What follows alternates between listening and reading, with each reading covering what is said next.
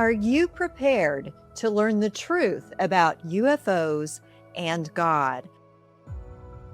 I'm Tina Yeager, host of the Flourish-Meant podcast, and I had the privilege of sitting down with award-winning filmmakers Wes and Amanda Llewellyn at the National Religious Broadcasters Convention to discuss the exciting and important new film that they have coming out very soon, UFOs and God.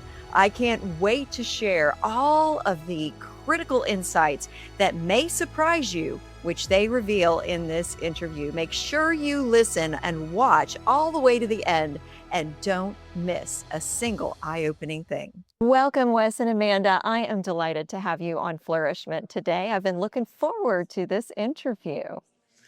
Good. Well, we have two. NRB is always a really very interesting time. You run into people you haven't seen for a while. Everybody's got something new going on. So it's a very exciting place to be.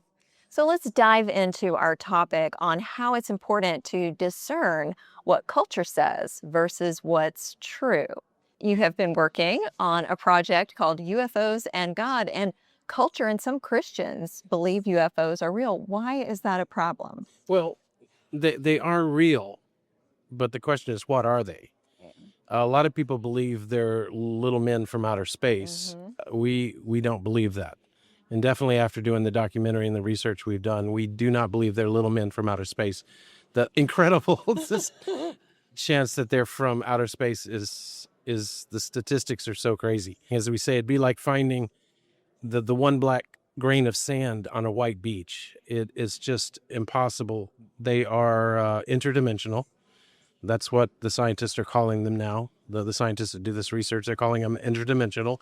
And as believers, we know, well, what's that other dimension? It's the heavenly realm, which includes heaven, hell. And they are not from another planet. They're from that heavenly realm. And they're, as Hugh Ross says in the film, they're this close. I think a lot of people have this popularized image of what an alien or now they're calling them non-human intelligence or NHIs, what they really are all about. And I think the culture has informed us a lot. I think movies and television have informed us a lot on what they think it is. And most people have more of the ET view and not so much the Independence Day view of exactly what their purposes and so on are. But because they are not working on God's team, that we realize that these things are pretty evil.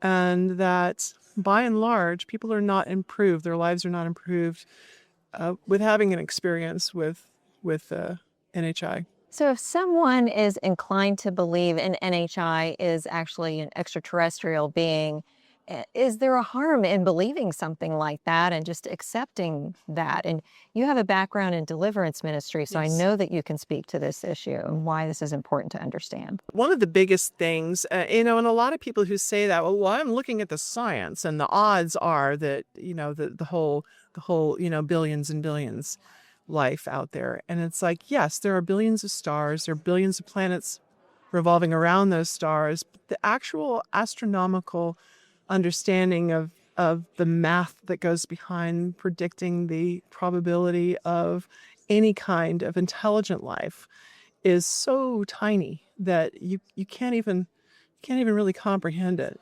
And the reason for that is because if we're talking about life that we can communicate with, you're talking that's a very tiny little number because of the liquid water problem. Hugh Ross, who is with Reasons to Believe, he's an astrophysicist and a wonderful guy. This has been his whole ministry, is talking about creation and all of those things that are involved with it and so on. And so he, as an astrophysicist, is looking at the statistics of it. And there are 13 habitable zones that you have to have in order to have higher forms of life like we have on this planet. And out of all the thousands and thousands of planets that they've looked at, that they've been able to get that kind of information from, there hasn't been a one that has been only one. Three. There hasn't been a one other than us that have at least 3 of the 13 habitable zones. So the odds of an extraterrestrial coming to see us are just teeny, teeny, tiny. But the odds of having a spiritual encounter, that's much greater. Yeah. Much, much greater. And it's so like every other lie there's a little bit of things that seem true, Yes. which makes it an effective lie. And how is this particular lie dangerous to Christians and non-Christians as far as what it can do to us if we are deceived by it?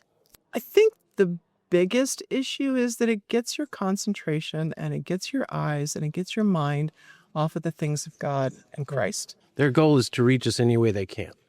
And as we say, educated Americans, the spiritual is something, oh yes, it's something that you go see in a horror movie. It's not real. But as educated Americans, we will accept a more educated, higher intelligence. So instead of coming to us like they might to a tribe in the jungles of South America and saying, we're your river gods, they come to us saying, we're beings from another planet, that we just want to help you. We want to guide you. And they are here just to deceive us. So for those who say they've had an encounter, what would you say to that? Well, having had an encounter myself personally, I would say this. You measure every experience that you have in this world, both physical and spiritual, against the Word of God and against the actual nature and personality and personage of Jesus Christ. That's what you do. And if these things are not aligning with what it is that is said in the Bible about God, his nature, and his plan of salvation, if they are preaching a different gospel, then they are not your friends. We see a lot of people who have had encounters. They tend to go into the New Age, the spiritual side of things. And because to a great extent, the Christians in the church have kind of pushed them to the side going, oh, well, you're having a little episode. Let us get you a good psychiatrist to talk to, instead of realizing these are demonic beings and it is a spiritual attack. And we need to, not necessarily, as we say, believe everybody's story, because there are people who lie. There are people who are there to deceive, who want to get attention. But there are people that are hurting too, that have had experiences. And the New Age is opening their arms to them and saying, oh, come in. Oh, that's a wonderful story. Oh, you've had your alien experience. Instead of, as Christians, we should reach them and go, yes, you have, but here's the real being that we should be worshiping. Jesus Christ, who came into this world and died for us. So there's actually a need for healing for people who have these encounters through cultural myths, through cultural lies of many different kinds in which people are being deceived right now. And they're hurting because of all the things that they've been told that aren't true, including aliens, but lots of other things that we're seeing now.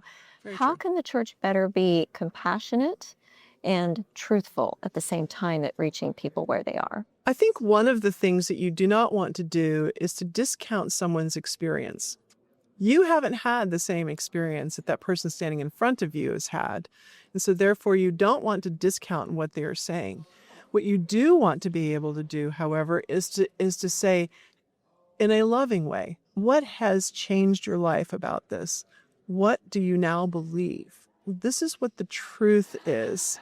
This is what really happens in this world. It says so here in the Bible. In my relationship with Jesus, when he speaks to me in my heart, when I'm reading, when I'm in prayer, he's saying these things instead. And I think a lot of times people don't want to be discounted and they don't want to be there on the back, but they want to be taken seriously. But then we also have to very seriously look at them and say, but this is the truth. This is what really works as the truth. I think with our own story, we go into it in the film, is Amanda had no problem believing because she'd had a personal experience. But after we were engaged, she told me of her experiences. And for many years, I was like, well, I believe that you believe. I believe that you're convinced it happened, until I did more research and started coming to the realization that it was real. And I had a time that I was saying, well, if this is real, if what she experienced is real, is Christ, what I grew up believing, is that real? It didn't take long, but I did pray and I read my Bible and studied and came quickly to the realization that nothing changes what Christ did for me. It doesn't matter who comes in the night, or who attacks us or what form they come in. What Christ did for me is real, and nothing changes that. This is such a powerful project, and you have many. So how can people follow both of you as producers, as well as the movie UFOs and God? We do have our own website for 4L Films, and that's 4lfilms.com. That's pretty easy. It's the number 4, the letter L, FILMS.com.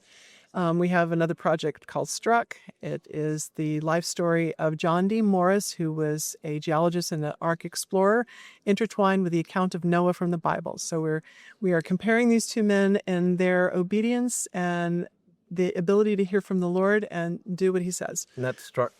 That's StruckTheSeries.com. That's StruckTheSeries.com.